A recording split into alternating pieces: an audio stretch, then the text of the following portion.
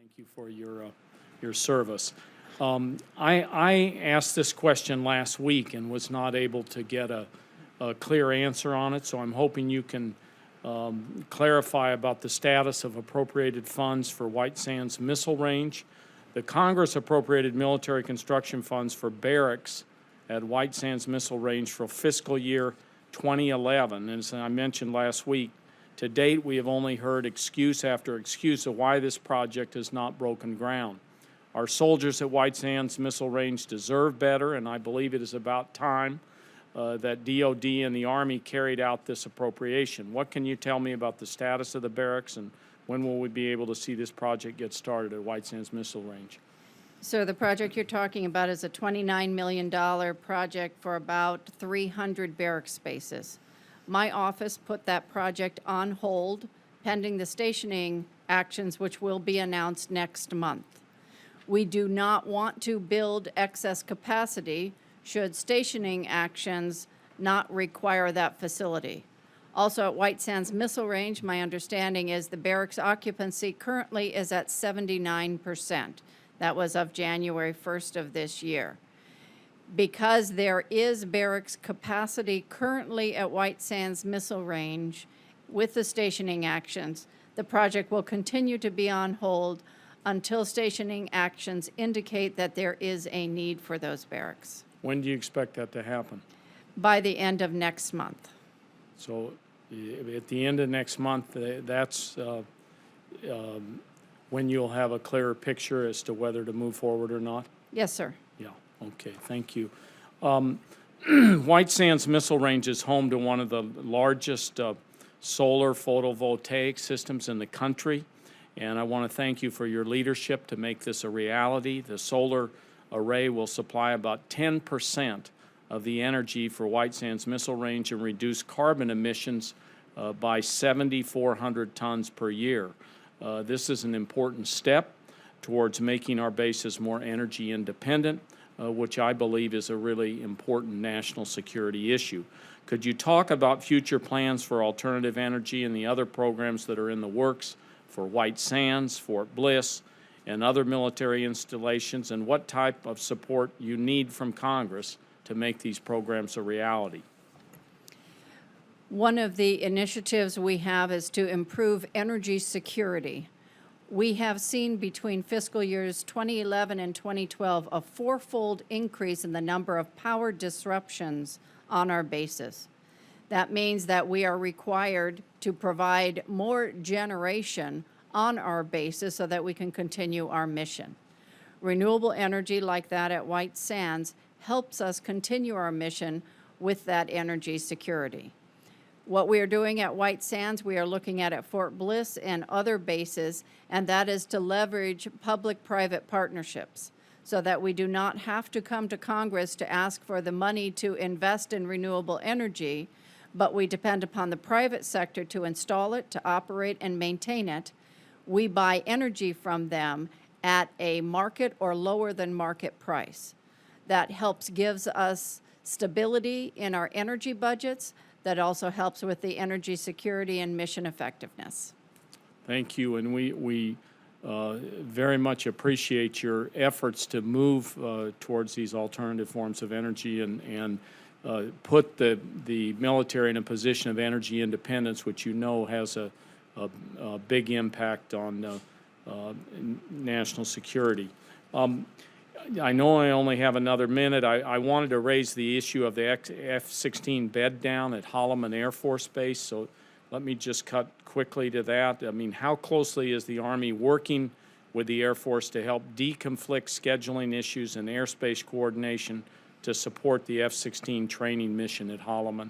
And do you believe White Sands has the facilities and personnel it needs to manage this change in the mission in the range's airspace and at Holloman Air Force Base? Currently, sequestration is affecting all of us, and the Secretary of Defense announced that there will be 11 furlough days for members of the Department of Defense. That is affecting all of our testing missions at White Sands Missile Range. It's also affecting the availability of deconflicting testing missions with airspace for Holloman. It is a challenge, and it will remain a challenge through the summer As we have civilians on shortened work hours, we're not allowed to work any overtime, we're not allowed to work any weekends, and they're allowed to only work 32 hours a week. It will impact Holloman as it impacts the Army. Thank you very much. We're trying to lift that sequester and do everything we can to get you the resources you need. Thank you. Senator Udall. Thank you, Chairman Johnson, and thank you, Senator Kirk, for your comments. And thank you for your service, and thank you for being here today. I wanted to just make an initial comment. I agree with Chairman Johnson about the Northern Group housing privatization. Am concerned for Cannon Air Force Base, and so I hope that we can move that along, and I hope you'll keep us informed also, because that's very important to Cannon. I want to start by asking about the nuclear weapons work entrusted to the Air Force. This is one of the most serious and important jobs in the Air Force. As long as our nation has nuclear weapons, we need to do everything we can to carry out this mission safely. There's no room for error with nuclear weapons. I'm concerned about the safety of our nuclear stockpile, especially after the recent issues at Minot Air Force Base. At Kirtland Air Force Base, the Air Force and DoD have invested significant resources to strengthen the Nuclear Weapons Center, which is tasked with ensuring safe, secure, and reliable nuclear weapons to support the national command structure and the Air Force warfighter. In addition, I would note that I'm supportive of the President's MILCON request for NWC.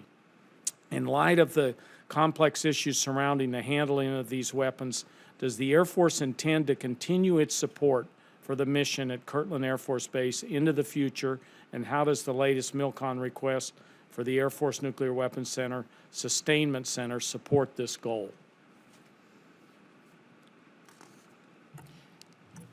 Mr. Senator Udall, thanks so much for your great support of your bases in New Mexico. And I just, for real quick, I just returned from New Mexico, and Great. your CE squadrons at Cannon and at Holloman Air Force Base were the Air Force's best for small and large units. So congratulations, you have the 2 top CE squadrons in the country. Thank you for that. We continue to support the nuclear war systems. You know, of Phase 1 that started in FY12, the Phase 2 is now in the FY14 program, and is fully supported to support that second phase, an important mission there, with also the nuclear systems wing integration. And so those are all on target. That will support the consolidation of the people, will support the important work that they do there to the oversight of the nuclear weapons programs. Thank you. I want to thank you for your efforts regarding the F-16 transition at Holloman Air Force Base. This is an issue that's not only important to the Alamogordo community, but also for our national security. The access to unencumbered airspace is second to none in New Mexico, and I believe that airmen and women training to fly F-16s in New Mexico will benefit greatly from the move to Holloman. My understanding is that the Air Force is committed to making this happen. I have no reason to think otherwise, but is the Air Force still committed to this transition? The Air Force is still committed to the transition to relocate 2 F-16 squadrons from Luke Air Force Base to Holloman Air Force Base. Those bed downs are on track right now still. The first squadron of 28 aircraft is anticipated to move in the second quarter of 14, and the second squadron is anticipated to move in the second quarter of FY15. And that will occur, the first one will arrive shortly after the F-22s depart. And if I may add, there are 2 MILCON projects in FY14 program that support those moves, and those are on target. That's the aircraft covered wash rack and pad, and also a Bach aircraft arresting system that'll be at Fort Bliss to support the divert emergency airfields. Okay. One final quick question here. It has to do with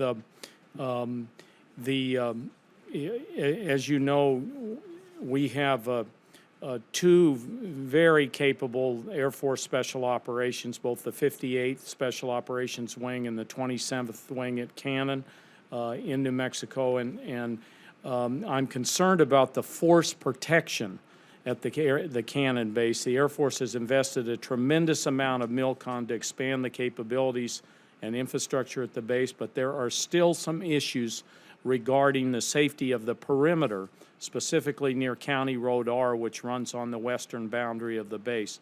What are the Air Force's plans to address the force protection issues, to protect runways and ongoing military construction at the base, and what more can be done to work with Curry County and the state of New Mexico to find a workable solution? Senator Udall, we take force protection very seriously, as you know, and we work real close with AFSOC on the requirements to protect that installation, that special mission that they have. And using the concept of an outside in, the perimeter is very important. Currently in the FY16 and FY14 FIDEP, slated for FY16, is a major gate project to take care of the most serious concern. All the other vulnerabilities have been addressed in a small way. This would be one that would have to be a MILCON correction, and we have that planned for FY16. Thank you very much. Thank you, Mr. Chairman.